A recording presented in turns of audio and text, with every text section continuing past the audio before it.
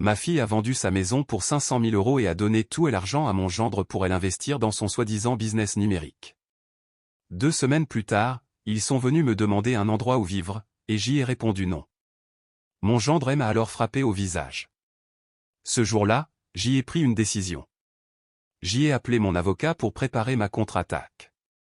J'y ai 65 ans, je suis un ancien artisan à la retraite vivant près de Bordeaux, et je n'aurais jamais cru voir le jour où mon propre gendre lèverait la main sur moi.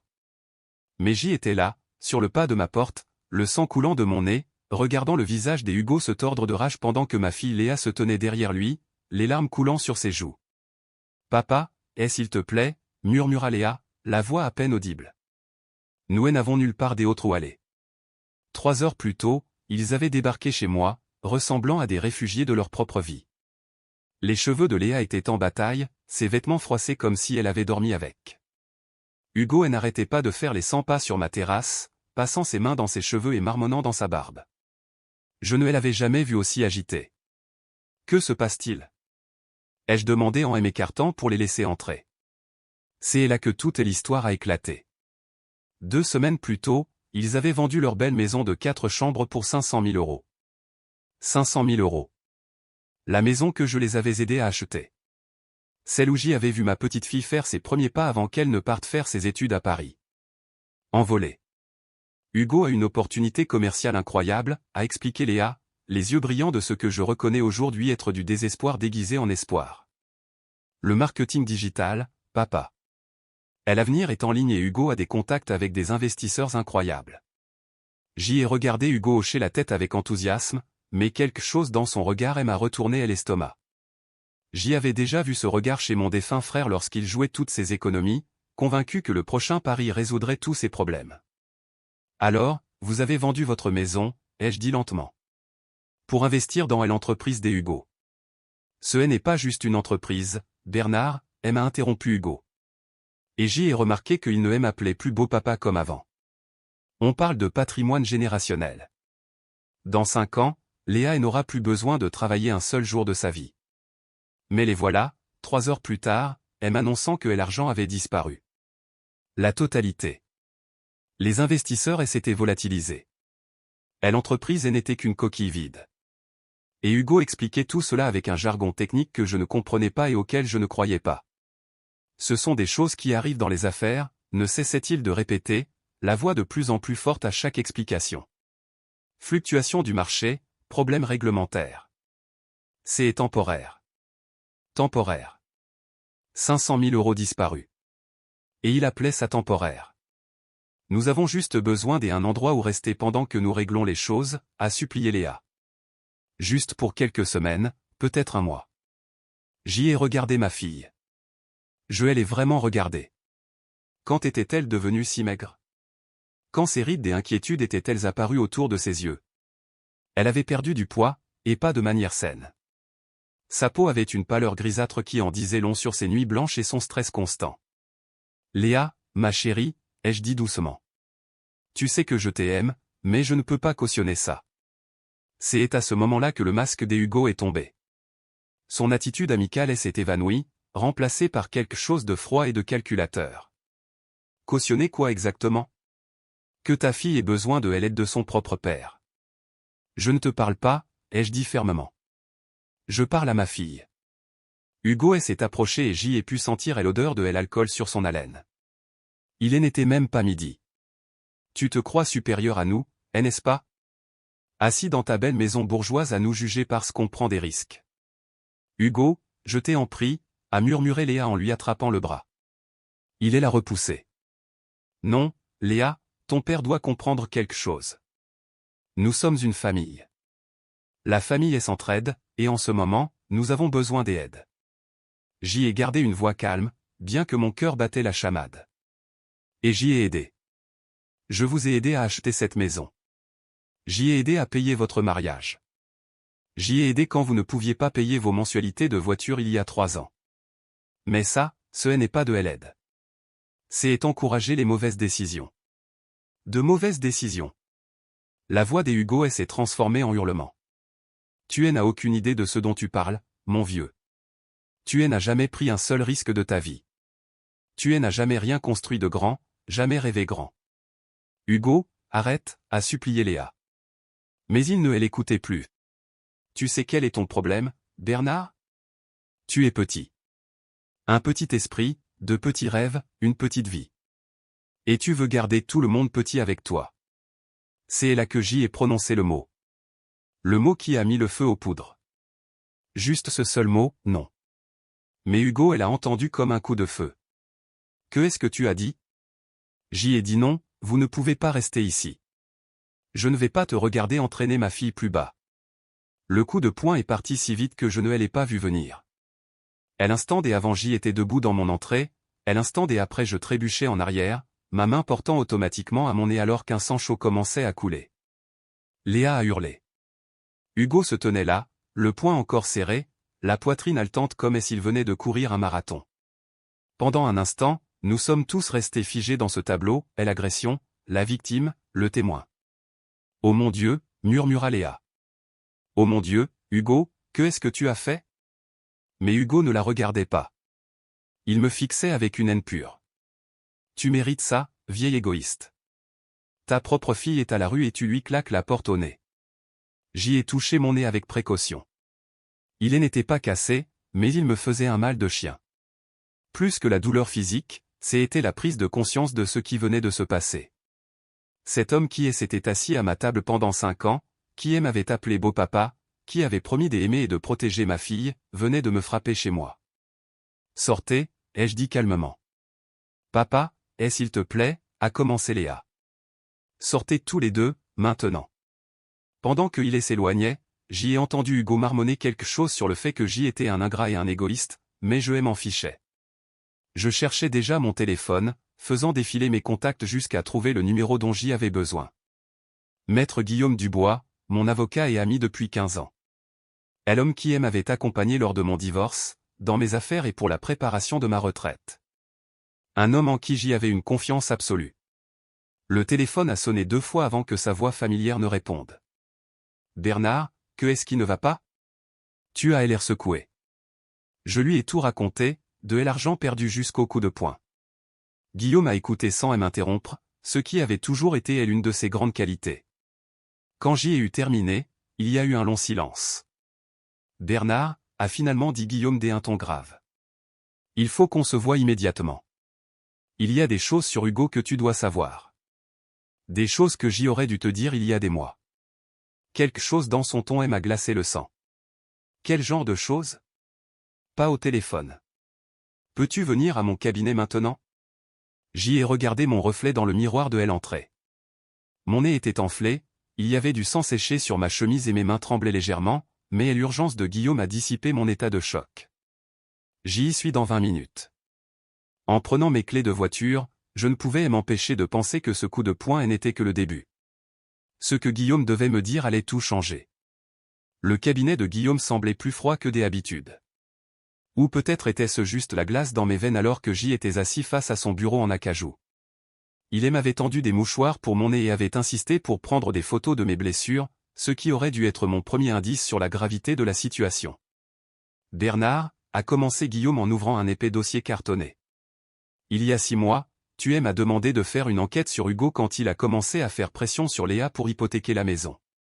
Tu t'en souviens? J'y ai hoché la tête. J'y avais été inquiet de l'intérêt soudain des Hugo pour utiliser le capital de leur maison pour diverses opportunités des affaires. Quelque chose clochait, mais je n'arrivais pas à mettre le doigt dessus. Eh bien, ce que j'y ai trouvé était inquiétant, mais tu m'avais dit de ne rien partager à moins qu'il n'y ait une urgence. Les yeux de Guillaume ont croisé les miens. Je dirais que se faire frapper chez soi compte comme une urgence. Il a fait glisser une photo sur le bureau. Elle montrait Hugo, mais il avait l'air différent, plus jeune, portant un costume de luxe, debout à côté d'une femme qui n'était pas ma fille. Elle était plus âgée, peut-être dans la 50aine, avec des cheveux argentés parfaitement coiffés et une richesse évidente affichée par ses bijoux et ses vêtements. Voici Hugo avec Marguerite Delorme, pris 2 ans avant qu'il ne rencontre Léa. Marguerite avait 68 ans, c'était une veuve avec un patrimoine important. Hugo en avait 34. Mon estomac s'est noué. Marguerite est morte l'année dernière. Crise cardiaque massive selon l'acte de décès. Mais voici la partie intéressante, 6 mois avant sa mort, elle avait transféré presque tous ses biens à Hugo. Ses enfants sont toujours en procès contre lui. Guillaume a sorti une autre photo. Celle-ci montrait Hugo avec une autre femme, cette fois une brune qui semblait avoir la quarantaine. Lynn Courtois, 52 ans, a rencontré Hugo 3 ans avant que Marguerite ne perde sa maison, ses économies et sa bijouterie au profit de cet homme. Il l'a convaincue d'investir tout ce qu'elle avait dans une start-up technologique révolutionnaire. Le schéma devenait horriblement clair, mais Guillaume n'avait pas terminé.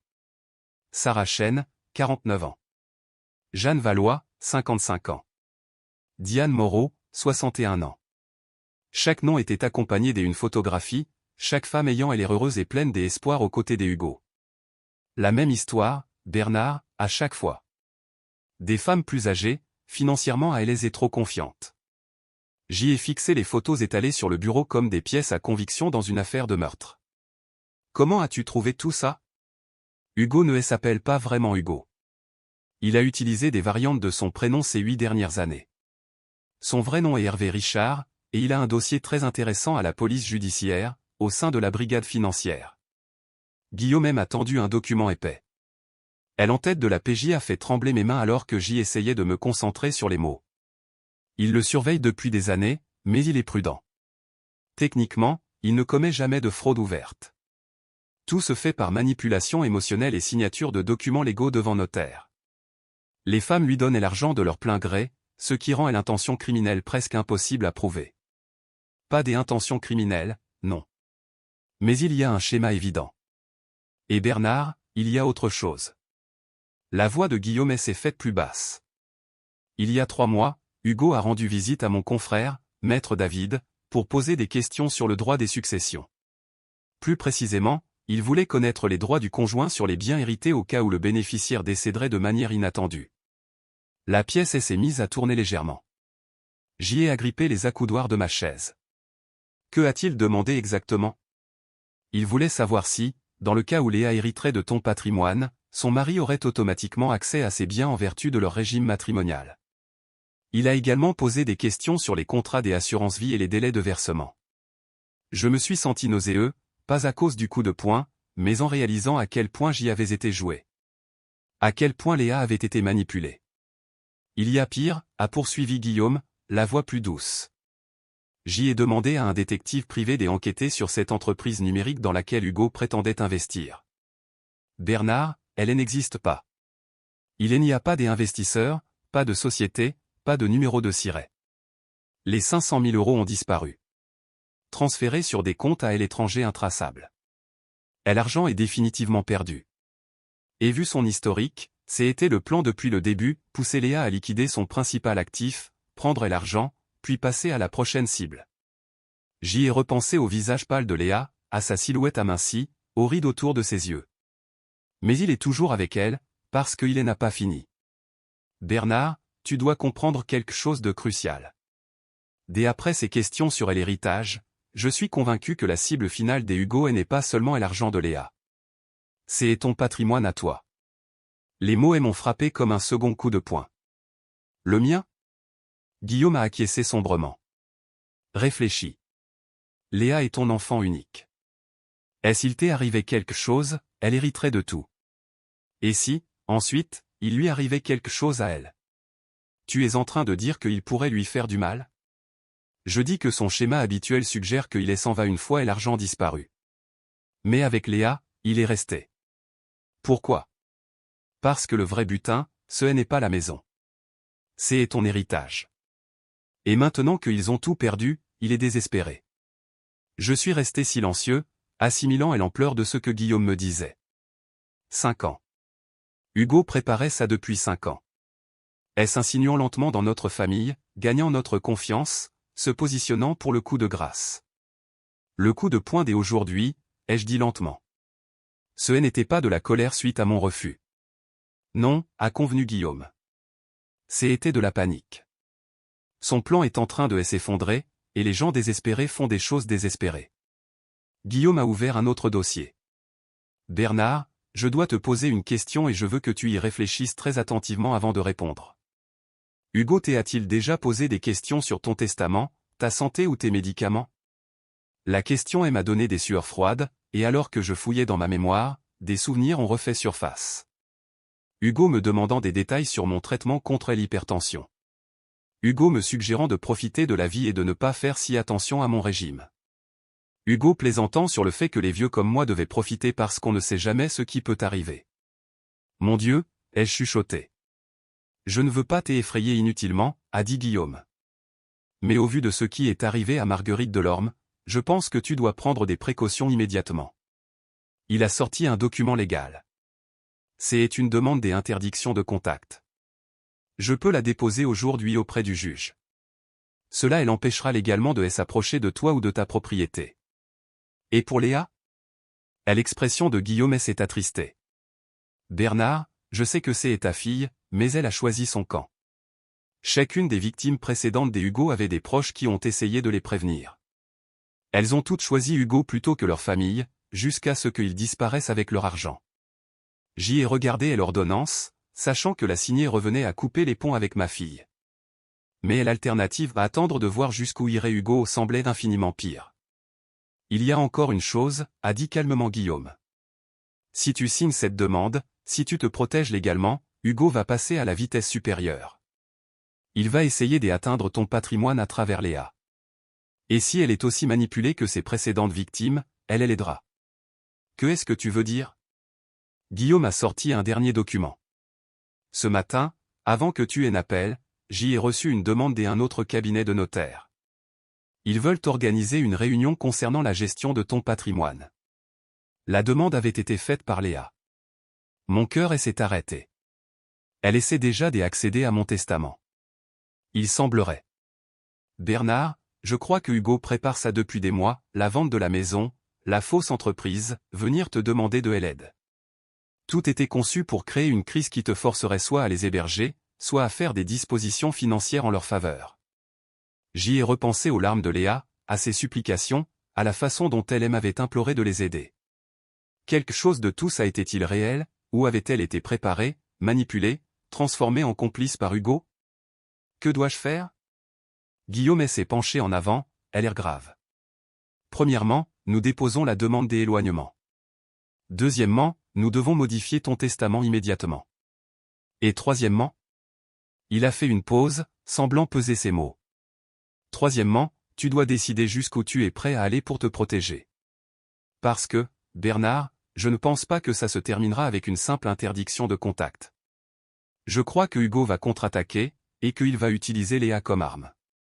Assis là, à regarder les photos des anciennes victimes des Hugo, j'y ai réalisé que le coup de poing n'était que le premier tir d'une guerre pour mes économies, mon héritage et possiblement ma vie elle-même.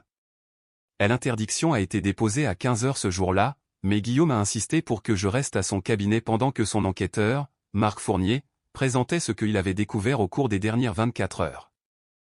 Marc était un ancien flic de la PJ aux yeux fatigués, doté de la patience méthodique de ceux qui ont passé des années à démêler des crimes financiers.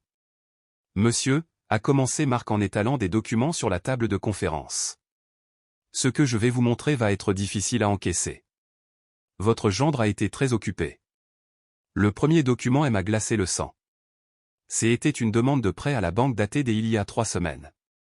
La signature de Léa figurait en bas.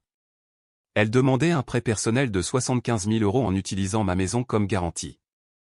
C'est impossible, ai-je dit, la voix tremblante. Léa n'a aucun droit légal sur ma propriété. En effet, a convenu Marc. Mais selon ce dossier, vous auriez déjà signé une donation lui transférant 25% de la nue propriété de votre maison. Regardez la page 4.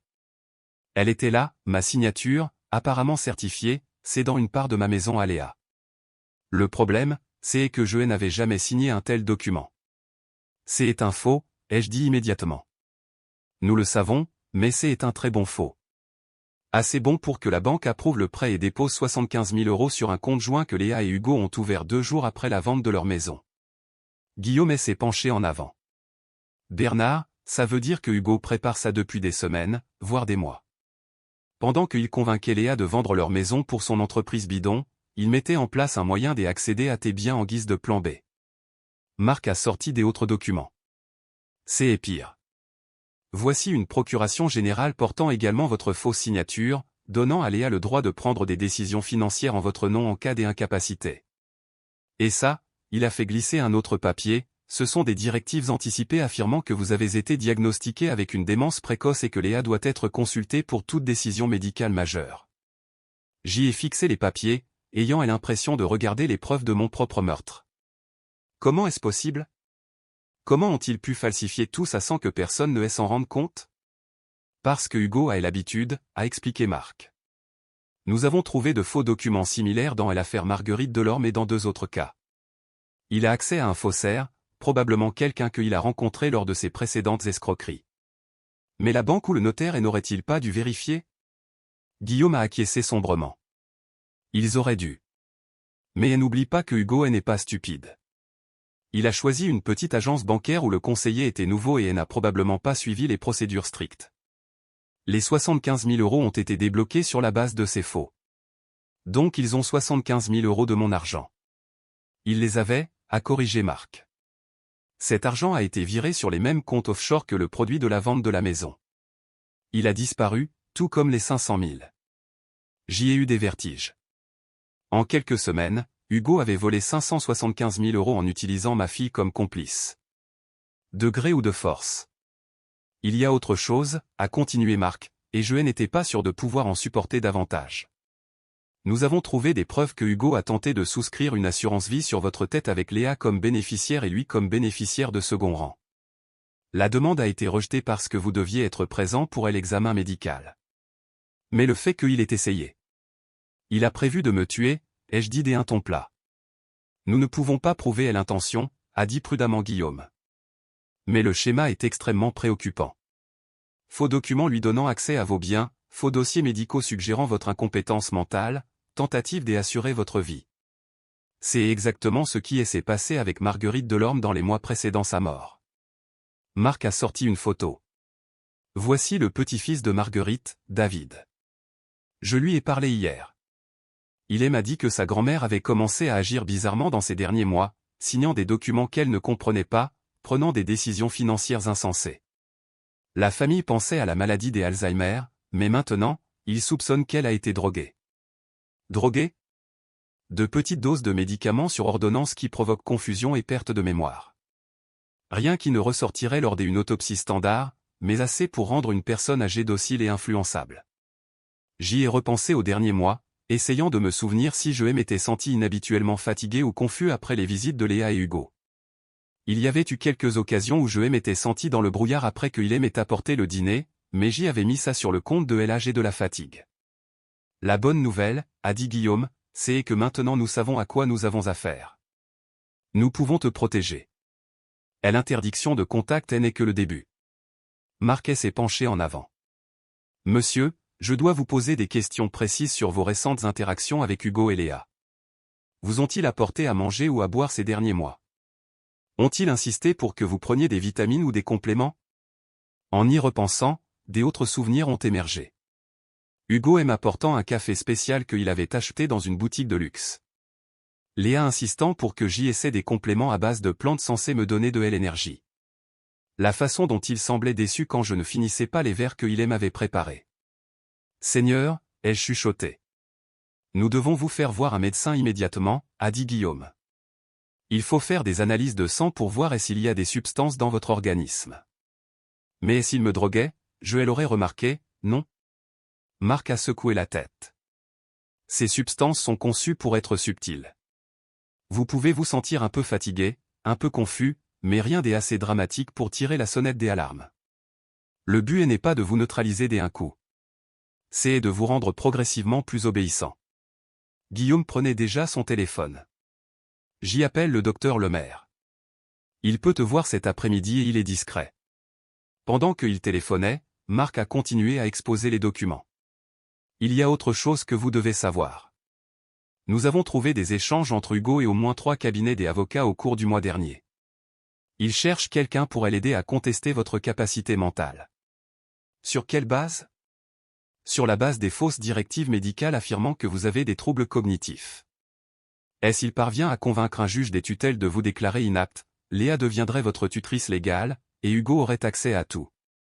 L'ampleur de la conspiration était écrasante. Ce n'était pas juste un gendre essayant de voler de l'argent. C'était un plan machiavélique élaboré sur plusieurs mois pour me dépouiller systématiquement de mon patrimoine, de mon autonomie, et peut-être de ma vie. Où est Léa dans tout ça? Ai-je demandé. Sait-elle ce qu'il fait? Marc et Guillaume ont échangé un regard. C'est la question à 1 million d'euros, a dit Marc. Dans certaines de ses affaires précédentes, les femmes ignoraient totalement qu'elles étaient utilisées. Dans d'autres, elles sont devenues des complices volontaires une fois suffisamment isolées et manipulées. Dès après ce que nous avons trouvé aujourd'hui, a ajouté Guillaume, Léa a signé des demandes de prêt en utilisant vos fausses signatures. Soit elle savait que c'était des faux, soit Hugo elle a convaincu que vous les aviez déjà signés en privé. J'y ai pensé au visage de ma fille quand ils étaient venus demander de l'aide. Le désespoir dans ses yeux, la façon dont elle m'avait supplié. Était-ce une émotion sincère, ou était-elle déjà si profondément prise dans la toile des Hugo qu'elle ne distinguait plus le vrai du faux? Il y a encore un détail, a dit Marc doucement. Nous avons trouvé des preuves que Hugo s'est renseigné sur vos habitudes quotidiennes, vos visites à la boulangerie, au supermarché, votre marche matinale. Il connaît votre emploi du temps mieux que vous ne l'imaginez. Pourquoi aurait-il besoin de ces informations? Parce que, a dit sombrement Guillaume, si ces autres plans échouent, et s'il ne peut pas accéder à votre argent par des manipulations légales, il pourrait tenter une approche plus directe. Le silence est tombé dans la pièce alors que J en saisissait l'implication. Hugo n'en voulait pas que à mon argent. Il se préparait à tous les scénarios, y compris ceux qui nécessiteraient de m'éliminer définitivement. L'assistante du docteur Lemaire a rappelé dans les 10 minutes. Je pouvais venir immédiatement pour une prise de sang et un examen complet. En me préparant à quitter le bureau de Guillaume, il m'a tendu un petit appareil ressemblant à un porte-clés. Bouton des urgences, a-t-il expliqué. Ligne directe avec la police. Garde-le sur toi en permanence. En marchant vers ma voiture, j'y ai réalisé que 24 heures plus tôt, ma plus grande inquiétude était de savoir si je devais aider ma fille face à une crise financière. Maintenant, je portais un bouton des urgences parce que mon propre gendre prévoyait peut-être de me tuer. Mais il y avait autre chose qui grandissait en moi à côté de la peur, une colère froide et calculatrice. Hugo pensait avoir affaire à un vieil homme confus qu'il pouvait manipuler et finir par faire disparaître. Il n'avait aucune idée qu'il venait de déclarer la guerre à quelqu'un qui avait passé 40 ans à bâtir une entreprise prospère en surpassant des gens exactement comme lui. Les analyses de sang allaient dire si j'y avais été drogué. L'ordonnance fournirait une protection légale. Mais ce que Hugo ignorait encore, c'est que je n'allais pas me contenter de me défendre. J'y allais le détruire. Les analyses du docteur Lemaire ont confirmé nos soupçons, de faible niveau des anxiolytiques et de somnifères, des médicaments qui provoquent somnolence et confusion lorsqu'ils sont combinés, mais à des doses assez faibles pour passer pour les effets naturels du vieillissement. J'y avais été méthodiquement drogué depuis au moins 2 mois. La bonne nouvelle, a expliqué le docteur Lemaire en examinant les résultats, c'est que ces substances s'éliminent assez vite de l'organisme. Vous devriez vous sentir plus lucide d'ici quelques jours. La mauvaise nouvelle, c'est que ce niveau de préméditation suggère que la personne qui a fait cela préparait quelque chose de grave. Je suis rentré du cabinet médical avec une clarté d'esprit que je n'avais pas ressentie depuis des semaines. Le brouillard qui embrumait mes pensées se dissipait déjà, laissant place à une rage vive et concentrée.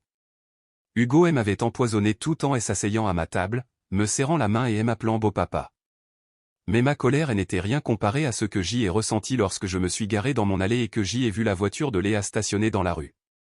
Elle était assise sur les marches de ma terrasse, et pendant un instant, j'y ai ressenti un pincement de mon vieil instinct paternel. Elle avait l'air si petite, si perdue.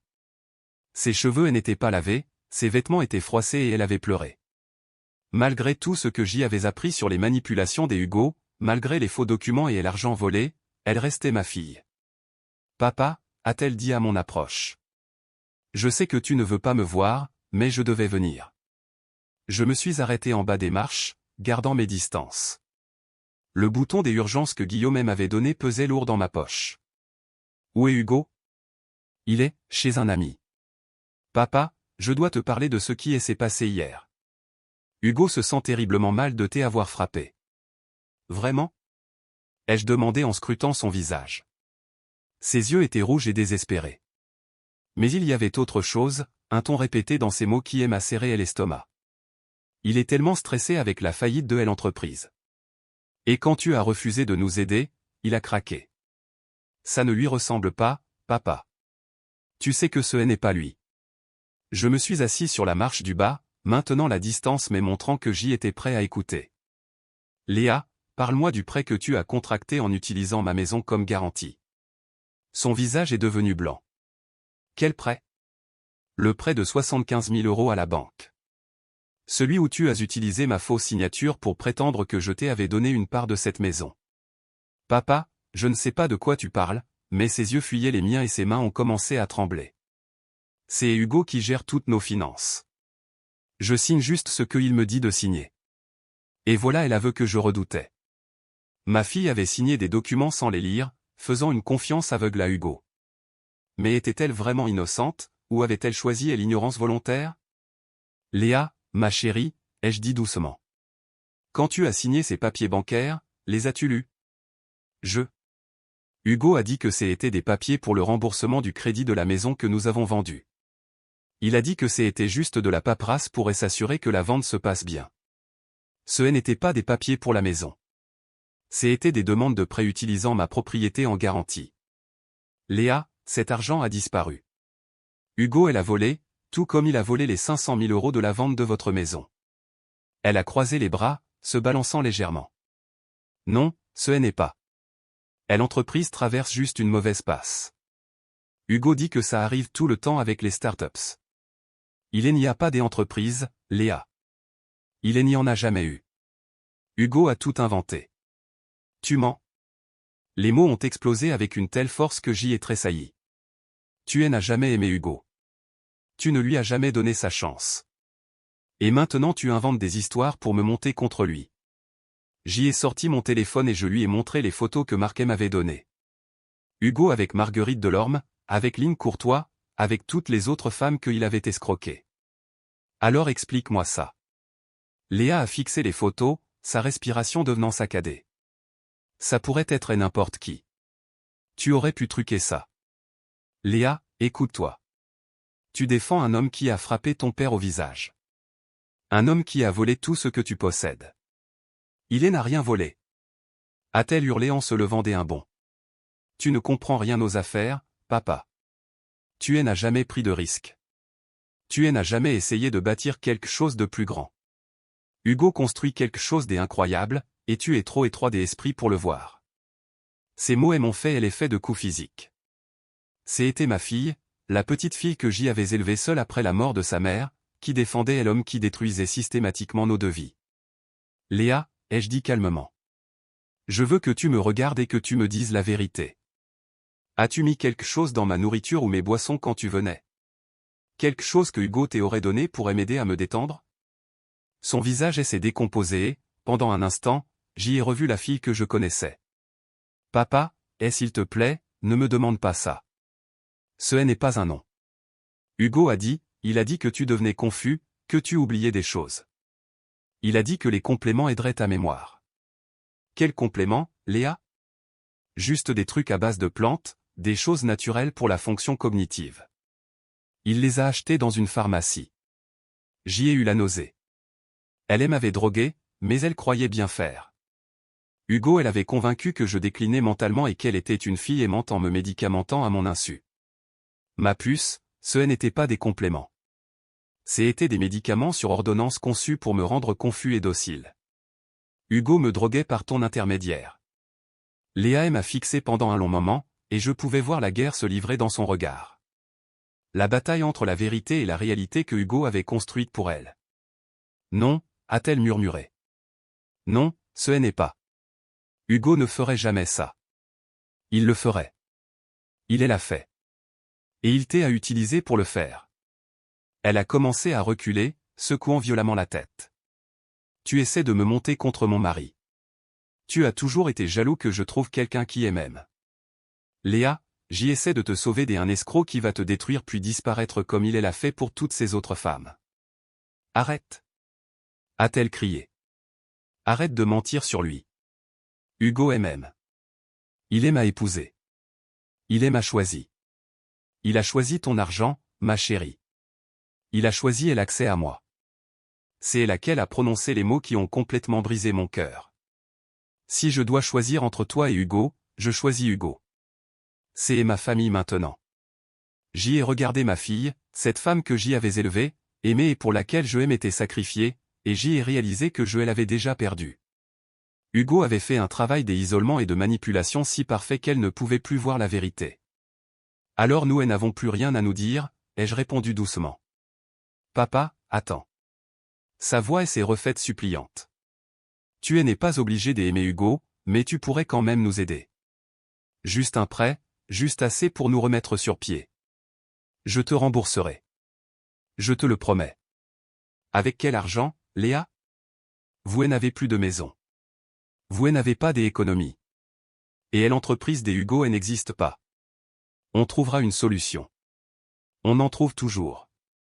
Je me suis levé lentement, le cœur en miettes face à ce que j'y allais dire. Non, ma chérie, vous ne trouverez pas de solution. Et je ne serai pas là pour te rattraper quand Hugo disparaîtra. Que est-ce que tu veux dire?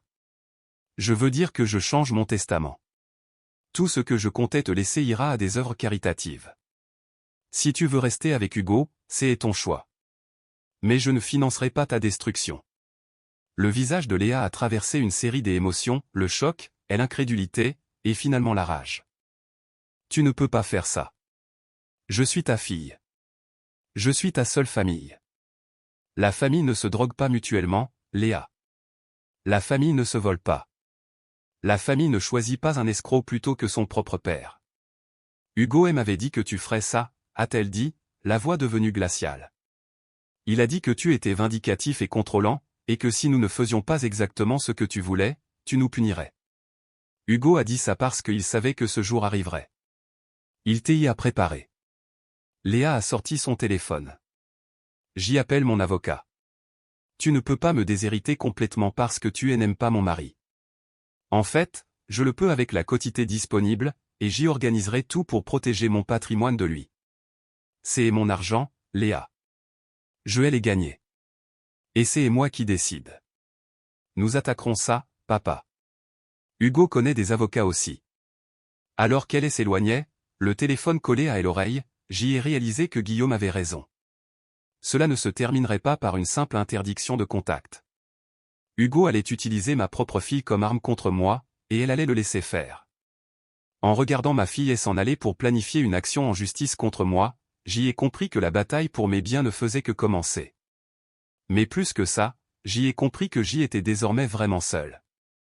La petite fille qui montait sur mes genoux pendant les orages avait disparu, remplacée par une étrangère qui ne me voyait plus que comme un obstacle à surmonter. Ce soir-là, j'y ai appelé Guillaume pour qu'il rédige le Nouveau Testament et organise mes donations immédiatement. Si Léa voulait choisir Hugo plutôt que moi, elle devrait en assumer les conséquences. Tous les deux le devraient. Le Nouveau Testament a été signé chez le notaire dans les 48 heures.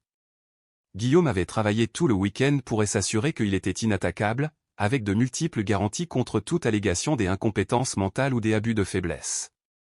La part maximale de mon patrimoine irait à la Ligue contre le cancer, avec une clause spécifique stipulant que cette décision était prise en toute lucidité, en parfaite connaissance des choix de ma fille. Je pensais que ce serait la fin. J'y avais tort. La première salve judiciaire est arrivée un mardi matin, livrée par un huissier nerveux. À l'intérieur de l'épaisse enveloppe se trouvait une requête pour une mise sous tutelle déposée par Léa. Elle affirmait que je souffrais de la maladie des Alzheimer, que j'y étais manipulé par des conseillers peu scrupuleux, c'est à accent grave dire Guillaume, et que j'y avais besoin d'une protection immédiate contre mon propre manque de discernement. Y étaient joints les faux dossiers médicaux créés par Hugo, ainsi que des témoignages sous serment de 3 personnes dont je n'avais jamais entendu parler, toutes prétendant avoir été témoins de ma détérioration mentale. C'est totalement fabriqué, m'a assuré Guillaume alors que nous examinions les documents. Mais l'avocat des Hugo est bon. Il te dépeigne comme un vieillard confus dont un avocat cupide profite. Peuvent-ils vraiment obtenir la mise sous tutelle? Ils peuvent essayer. L'audience devant le juge des contentieux de la protection est prévue pour le mois prochain, ce qui nous laisse le temps de nous préparer. Mais Bernard, ça va devenir laid. Ils vont tout attaquer, ton état mental, tes décisions financières, même ta relation avec moi. L'après-midi même, j'y ai eu un aperçu de la violence de la situation. J'y étais au supermarché quand j'y ai remarqué que les gens me dévisageaient. Une femme au rayon fruits et légumes a chuchoté à l'oreille de son mari en me regardant fixement. La caissière, qui me connaissait depuis des années, semblait mal à l'aise. En rentrant chez moi, j'y ai trouvé un mot scotché sur ma porte, honte à vous d'avoir abandonné votre fille dans le besoin. Quel genre de père êtes-vous? J'y ai mis un moment à comprendre. Puis je me suis souvenu de ce que Marquet m'avait dit sur les méthodes des Hugo, il ne se contentait pas de voler l'argent, il détruisait les réputations. J'y ai appelé Guillaume immédiatement. Ils répandent des rumeurs sur moi dans le quartier. Quel genre de rumeurs? Que je suis un père sans cœur qui a coupé les vivres à sa fille parce qu'elle a épousé quelqu'un que je n'aimais pas. Guillaume a soupiré. Hugo a déjà utilisé cette tactique. Il fait passer ses victimes pour les méchants et se fait passer, lui et sa cible actuelle, pour des victimes innocentes. C'est pour t'isoler de tout soutien potentiel. La semaine suivante, la campagne de calomnie s'est intensifiée. Mon coiffeur a mentionné qu'il avait entendu dire que j'y avais des problèmes de famille. La serveuse du café que je fréquentais m'a demandé si j'y allais bien avec un ton de pitié. Mais le vrai coup dur est venu quand ma voisine Janine a frappé à ma porte le vendredi soir. Janine et moi étions amies depuis 15 ans. Elle m'avait apporté des petits plats après mon opération, et j'y avais déneigé son allée en hiver. Bernard, a-t-elle dit prudemment. Il faut que je te demande quelque chose, et j'y espère que tu seras honnête. Bien sûr. Léa est venue me voir hier. Elle est très inquiète pour toi. Elle dit que tu agis bizarrement, que tu prends des décisions financières irrationnelles et qu'on profite peut-être de toi. Mon cœur a sombré. Janine, tu me connais depuis 15 ans. Ai-je l'air confus ou irrationnel? Eh bien, non, a-t-elle admis, mais Léa avait l'air si sincèrement inquiète. Elle a dit que tu avais modifié ton testament sur un coup de tête. A-t-elle dit que son mari m'a frappé au visage ou qu'ils ont falsifié ma signature pour voler 75 000 €? Les yeux de Janine se sont écarquillés. Quoi? Non, elle a dit que tu étais contrarié par des investissements qui n'avaient pas marché. Janine, mon gendre est un escroc. Il a volé près de 600 000 € et essaie maintenant de prendre le contrôle de mes biens en me faisant passer pour fou. Mais Léa avait l'air si convaincante. C'est parce qu'elle a subi un lavage de cerveau. Hugo l'a convaincu que c'est moi le problème. Janine est partie et l'air troublée. C'était exactement ce que voulait Hugo, instiller le doute, la confusion, faire en sorte que les gens se demandent qui était vraiment la victime. La guerre psychologique est montée d'un cran quand j'y ai reçu un appel de ma petite fille, Emma. Elle avait 23 ans, vivait à Paris, et je ne lui avais pas parlé depuis des mois. Sa voix était froide. Papy, maman m'a dit ce que tu as fait. Que a-t-elle dit? Que tu as refusé de l'aider alors qu'elle était à la rue? Que tu la déshéritée parce que tu détestes Hugo? Que tu es manipulé par des avocats qui veulent ton argent? J'y ai fermé les yeux, sentant le poids de la manipulation des Hugo atteindre la génération suivante. Emma, ta mère a-t-elle dit que Hugo a volé tout leur argent? Qu'il m'a frappé? Qu'il me droguait à mon insu? Elle a dit que tu dirais des choses comme ça. Elle a dit que le stress avait rendu paranoïaque. Ma puce, je suis ton grand-père. Je ne t'ai jamais menti. Pourquoi commencerais-je maintenant? Il y a eu un long silence. Je ne sais plus quoi croire. Maman pleure tout le temps. Elle dit que Hugo cherche du travail, mais que tu répands des mensonges sur lui auprès des employeurs potentiels. C'était nouveau pour moi, mais cela correspondait à la stratégie des Hugo pour garder une longueur d'avance. Emma, je veux que tu fasses quelque chose pour moi. Cherche le nom des Hervé Richard sur Internet, c'est le vrai nom des Hugo. Regarde ses mariages précédents, son historique, puis décide par toi-même de qui dit la vérité. Maman a dit que tu me demanderais de faire ça. Elle a dit que tu essaierais de me monter contre Hugo avec de fausses preuves. J'y ai réalisé à quel point Hugo s'était préparé. Il avait donné à Léa des parades pour chaque vérité que je pourrais révéler. Je t'aime, Emma, ai-je dit doucement. Quoi qu'il arrive, souviens-toi de ça. Je t'aime aussi, papy, mais je crois que tu as besoin d'aide. Après avoir raccroché, je me suis assis dans ma cuisine, entouré par le silence de cette maison autrefois remplie de rire. Hugo n'avait pas seulement volé mon argent. Il avait volé mes relations, ma réputation, mon héritage. Le coup de grâce a failli arriver lorsque Guillaume m'a appelé au sujet de l'audience de tutelle. Ils ont engagé le docteur Elisabeth Martin, une psychiatre réputée, pour évaluer ton état mental la semaine prochaine. C'est bien ou mal? Potentiellement très mal. Le docteur Martin a témoigné dans plusieurs affaires où les plaignants ont obtenu gain de cause. Elle a la réputation de trouver un déclin cognitif même dans les cas limites. Ils achètent un expert. C'est difficile à prouver, mais c'est suspect. Nous devons obtenir notre propre évaluation des abords. Le docteur Lemaire a organisé un bilan cognitif complet à l'hôpital. Ce week-end-là, j'y ai subi 4 heures de tests psychologiques. Bernard, a dit le médecin à la fin, je peux affirmer catégoriquement que vous ne montrez aucun signe de démence. Vos scores sont même supérieurs à la moyenne. Sera-ce suffisant devant le juge? Ça devrait l'être, mais comprenez bien à quoi vous faites face, ils vont attaquer les motivations de Guillaume, et l'objectivité de nos médecins, et dépeindre tous ceux qui vous soutiennent comme faisant partie d'un complot. Le lundi matin a apporté un nouveau document, une motion pour geler mes avoirs en attendant l'audience. Ils devenaient désespérés. S'ils ne pouvaient pas obtenir la tutelle, ils essaieraient de bloquer mon argent jusqu'à ce que je sois trop épuisé pour lutter. L'après-midi même, j'y ai pris une décision qui a surpris même Guillaume. J'y ai contacté Sud-Ouest, le grand journal régional, pour demander s'il serait intéressé par l'histoire d'un entrepreneur local dont le gendre essayait de voler l'héritage via une fraude à la tutelle. La journaliste, Sarah, était jeune et avide d'un vrai scoop. Quand je lui ai montré les preuves, les faux documents, les analyses de sang, ses yeux se sont illuminés. Monsieur, c'est incroyable. Puis-je vérifier ça avec votre avocat? Vous pouvez tout vérifier. Je veux que la vérité éclate avant l'audience. L'article est paru 3 jours plus tard avec le titre « Un escroc en série cible son beau-père dans une vaste machination financière ». L'article détaillait l'historique des Hugo, les faux documents, et l'argent volé. L'effet a été immédiat. La campagne de rumeurs dans le quartier a cessé du jour au lendemain. Les gens sont venus m'exprimer leur soutien. Mais la réponse la plus importante est venue des ailleurs. J'y ai reçu un appel de David, le petit-fils de Marguerite. Monsieur, j'y ai lu l'article. Nous avons trouvé des lettres des Hugo après la mort de ma grand-mère. Il vous y mentionnait. Me mentionnait? Comment? Il écrivait à propos de la recherche de futures cibles. Il a spécifiquement mentionné un ancien chef des entreprises de votre région ayant une fille nommée Léa. C'était 2 ans avant qu'il ne rencontre votre fille. Mon sang s'est glacé. Hugo n'avait pas rencontré Léa par hasard. Il m'avait identifié comme cible, puis s'était arrangé pour séduire ma fille. Toute notre relation, depuis le début, était un coup monté. J'y étais encore en train d'encaisser ça quand Guillaume m'a appelé avec une nouvelle décisive. Bernard, le procureur vient de m'appeler. La brigade financière montait un dossier contre Hugo depuis des mois. Ton article a fourni la dernière pièce manquante. Il lance un mandat d'arrêt demain matin. Enfin, après des mois de défense, j'y allais voir Hugo faire face à la justice. Mais un animal acculé est le plus dangereux. Le mercredi matin, quand la police est arrivée au motel où Hugo et Léa logeaient, ils avaient disparu. Ils avaient fui.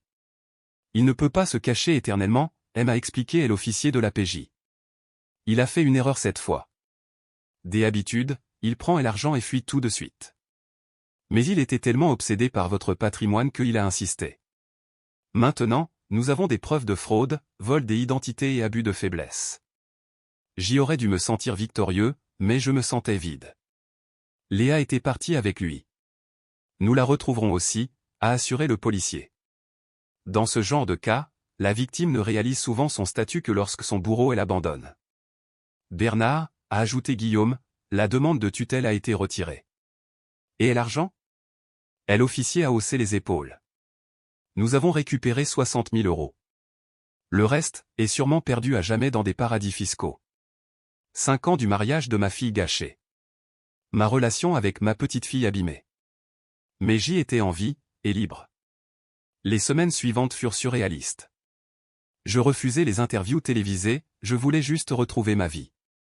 3 mois plus tard, je jardinais quand une voiture s'est garée. C'était Emma. Elle avait l'air plus mature, et semblait avoir pleuré. Papy. Elle s'est approchée avec hésitation. Emma.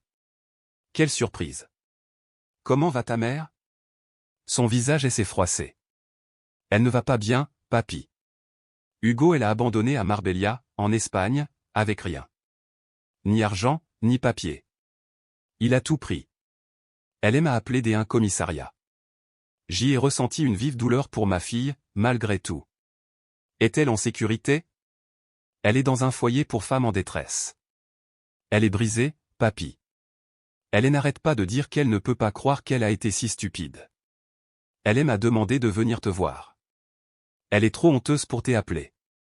Elle veut que tu saches qu'elle connaît la vérité maintenant, et qu'elle est désolée. Elle ne te demande rien. Nous sommes restés là, dans mon jardin. Emma, ai-je demandé, penses-tu que ta mère savait ce qu'il faisait? Emma a réfléchi. Je pense qu'elle savait que quelque chose clochait, mais elle avait si peur d'être seule qu'elle a choisi de fermer les yeux. Une part de moi voulait aller la secourir en Espagne, la ramener et tout reconstruire. Mais l'autre part, celle qui avait appris à la dure, savait que certaines leçons ne s'apprennent que par soi-même. Reçoit-elle de l'aide?